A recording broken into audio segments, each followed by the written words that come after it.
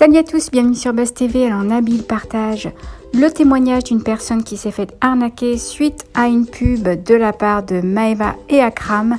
Je vous laisse avec la vidéo. Salam alaikum la team, j'espère que vous allez bien. Donc très rapidement, je fais un topo. Avant-hier, je vous ai dénoncé une escroquerie que j'avais déjà dénoncée par le passé, une escroquerie à la banque, donc qui consiste à, en gros, si vous êtes dans telle banque ou telle banque, envoyez-moi un RIB, moi je vous envoie une certaine somme, 2000 euros, 3000 euros, et vous devez me les renvoyer en western ou quoi, et vous gardez une petite partie. Sauf que, en fait, c'est des chèques volés qu'on pose sur votre compte, ce qui fait qu'une fois que vous avez retiré l'argent pour l'envoyer au gars, vous vous retrouvez à moins de 2000 au final. Donc avant-hier, je vous ai partagé le témoignage d'une fille qui m'avait beaucoup touché et qui s'était fait avoir, du coup, qui avait regardé la story sur la story de Maïsan. Donc j'étais rentré en contact avec Maïsan. Maïsan, de très bonne foi, a réparé son tort. Et après ça, j'ai reçu, mais tenez-vous bien, sans vous mentir, une soixantaine de plaintes qui concernent donc Akram et Maeva. À ma grande surprise, puisque Maeva, comme je vous l'ai dit il y a quelques mois, je lui ai moi-même fait supprimer de sa story. Je l'ai appelée en lui disant « mais c'est quoi ça ?» et elle a supprimé direct. Donc hier, je vous ai partagé quelques témoignages comme ça écrits. Et aujourd'hui, on va rentrer un peu plus en détail. Je vais vous expliquer parce que c'est toute une organisation. Et le problème, c'est que de plus en plus, je suis en train de me dire que les influenceurs sont dedans également. Seraient dedans. On va parler au conditionnel. Donc, ce qu'on va faire, c'est que je vais vous partager le témoignage de quelqu'un que j'ai eu au téléphone, d'une des victimes qui s'est entretenue en plus avec Akram, mais à qui Akram ne répond plus. Et ensuite, je réagis, ok? Bonjour monsieur, j'espère que vous allez bien. Très bien, merci vous. Je vais bien, je vous remercie. Donc, je vous contacte parce que j'ai cru comprendre que vous aussi, vous faites partie des nombreuses victimes récentes de Akram et de Maeva. Oui, tout à fait. Oui. Alors, est-ce que vous pouvez m'expliquer qu'est-ce qui s'est passé? Alors, moi, j'ai vu une publicité en fait que Maeva faisait contre d'Akram. C'est-à-dire qu'en fait, elle a dit en ces temps durs de crise, je vais vous partager les bons tuyaux. Alors, elle a partagé les liens d'Akram. C'est-à-dire que Maeva faisait une pub à son assistant en disant en ces temps durs de crise, j'ai des bons tuyaux, et elle vous a envoyé vers son assistant, c'est ça? Tout à fait, parce que moi, Akram, je ne connais pas. Il apparaît dans aucune télé, donc voilà. Ok. Et Akram, sans Maeva, il n'y a absolument rien. Donc elle partage toujours ses trucs pour l'aider. Je ne sais pas. D'accord. Exactement, mais... Donc, vous, par curiosité, vous avez ajouté Akram, et qu'est-ce qui s'est passé? Alors, il expliquait qu'en fait, il connaissait quelqu'un qu'il connaissait très bien, qu'on pouvait lui faire confiance. D'accord. Que c'était quelqu'un de bien, d'honnête. Alors ça m'est resté quand même, voilà, là sur le ventre, parce que quelqu'un d'honnête, merci. Alors, s'il les connaît bien, pourquoi ils agissent et pourquoi ils font ça comme ça, quoi. D'accord. Qu'est-ce qui s'est passé du coup? Parce que on comprend pas bien. Alors, je sais que vous vous êtes fait avoir, mais concrètement, l'arnaque a consisté en quoi? Il a mis un lien. D'accord. Sur son Snap. Ok. Donc, je me suis connecté dessus. Je me suis mis dessus. La personne m'a répondu quasi de suite. Et m'a dit, ne vous inquiétez pas, voilà, j'ai un cabinet d'assurance, il faut sortir de l'espèce. Et j'ai besoin de plusieurs comptes. Alors bon, c'est une pratique qui est légale déjà à la base. D'accord. Et moi je me suis dit, vu que je suis un peu dans la merde, je vais le faire. Voilà. Ok. Tout simplement. Et moi j'ai une maladie et ça ne me permet pas de vivre. Donc avec la crise en plus, ça n'arrange rien du tout. Donc je me suis dit, je vais faire ça. D'accord. Pour gagner un peu de sous. Je me suis dit, tant pis, je prends le risque. Même si je sais que c'est illégal. Et du coup, vous l'avez fait, vous avez transmis votre RIB, vos informations bancaires? Alors, ouais, j'ai fourni le RIB. Ok. Et, mais sans plus d'explications. Et donc, on m'a dit, je vous rappelle. Donc, il me rappelle. Alors, excusez-moi, juste avant de reprendre, parce que c'est très important, ça date de quand ça? C'était quand? Il y a un mois à peu près. Un mois? Oui. Ok, donc c'est quand même récent. C'est récent. Alors, excusez-moi, reprenez. Je sais même si vous notez là. Du coup, Du coup, il m'appelle, il me disait, vous inquiétez pas, on s'occupe de tout. Mais sans me dire quoi que ce soit, qu'ils allaient mettre des chèques. Moi, je pensais que c'était un virement ou quelque chose comme ça. Et donc, du coup, ils ont mis deux chèques de 1000 euros. Donc, 2000 euros sur mon compte, donc en banlieue parisienne. Ok. J'ai encaissé ça là-bas. Et au bout de 24 heures, ils m'ont appelé. Alors là, c'était... moi, je vais pas décrocher parce que j'étais occupé, donc voilà. Ça a commencé les menaces. Ils ont commencé à menacer et tout ça. En disant, vous avez reçu l'argent, il faut le récupérer. Et tout ça. Et moi, je lui ai dit, mais un chèque bancaire, je vais attendre 15 jours qu'il soit crédité sur un compte. Là, c'est des écritures. D'accord. Il m'a dit, vous êtes un voleur.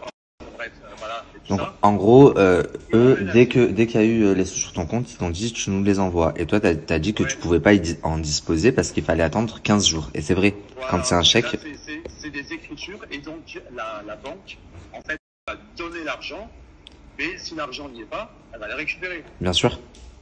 Donc, dès qu'il va y avoir une rentrée d'argent, ils vont fonctionner sans demander quoi que ce soit. Donc vous n'avez pas voulu leur donner Moi, j'ai pas voulu. Bien sûr. Et donc, ils ont commencé à me faire des menaces et ils m'ont envoyé quelqu'un. Alors, je sais pas si c'est quelqu'un qui travaille avec eux, s'ils ont un réseau. Comment ils ont fait pour avoir votre adresse? Alors, mon adresse, c'est simple, elle était sur le RIB. Donc, Ok. voilà, ils avaient tout. En plus, mon nom, ils peuvent regarder Instagram, ils peuvent regarder Facebook, ils peuvent tout regarder.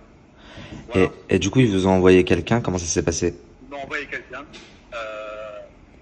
Je sais pas si, comme je le disais, je sais pas s'il fait partie du jury. Je sais c'est quelqu'un de Toulouse qui connaissent, qu'ils ont ramené, qui m'ont envoyé pour récupérer l'argent. Donc du coup, j'ai retiré 1000 euros. Parce que je ne pouvais pas plus au distributeur, qui c'est 1000 euros par semaine. Ok.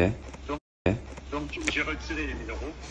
Je l'ai donné parce que moi j'ai une maison à Toulouse et j'avais peur que soit je sois cambriolé. De représailles. Ok, j'ai compris. Ou des représailles ou des menaces ou quoi. Et en plus, ils m'ont rappelé après pour me dire que j'étais un voleur, que j'avais pas la totalité et que j'allais voir comment. Et ils me l'ont même écrit sur le Snap. J'ai fait des captures. Je peux les envoyer si vous voulez. Mais du coup, quel était votre intérêt à vous de faire cette transaction pour eux si il n'y avait pas de contrepartie? Si vous envoyez 2000 euros et que vous deviez leur rendre 2000 euros? Alors en fait, ils en parlaient que pour eux. D'accord. Voilà. Okay. Ils m'ont parlé d'un pourcentage pour moi, ni quoi que ce soit. Donc, et du coup, vous... Là, il en était interrogation encore en plus. Qu'est-ce que vous avez fait pour remédier à ça? Vous avez porté plainte? Vous avez essayé de contacter Akram ou Maeva? Oui, j'ai contacté Akram. Je vais laisser des messages pour lui dire, pour lui expliquer. Vous avez les conversations? Oui, j'ai les conversations. Je peux vous les envoyer si vous voulez. Je veux bien. J'ai mon ami qui lui est agent booker, donc il connaît très bien le monde de la télé-réalité. Il a commencé avec eux, donc avant les placements de produits. Ok. De Magali et les autres. D'accord.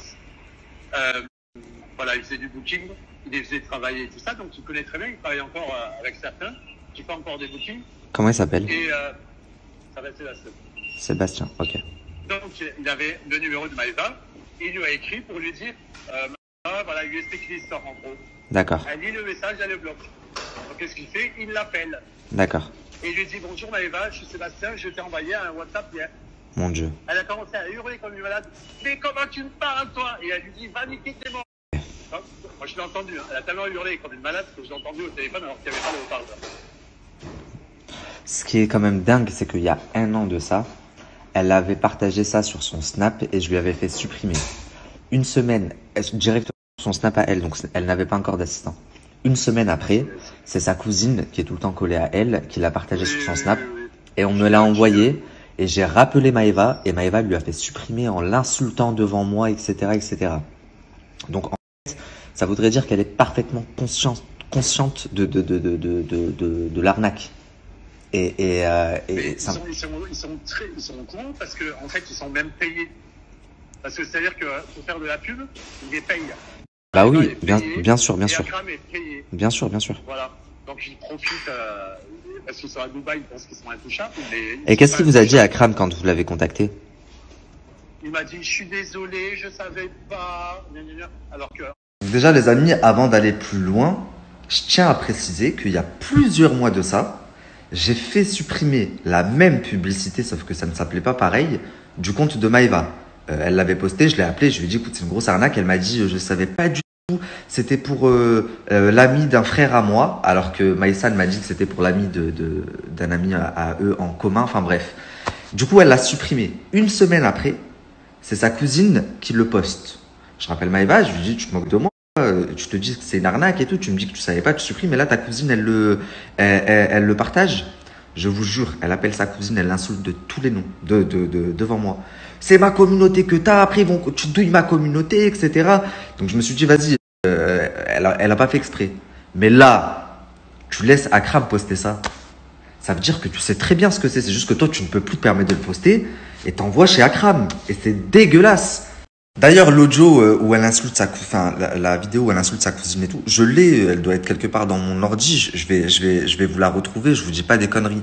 Donc, elle est parfaitement en connaissance de cause, elle sait ce que c'est, je lui avais expliqué l'arnaque il y a déjà presque 1 an.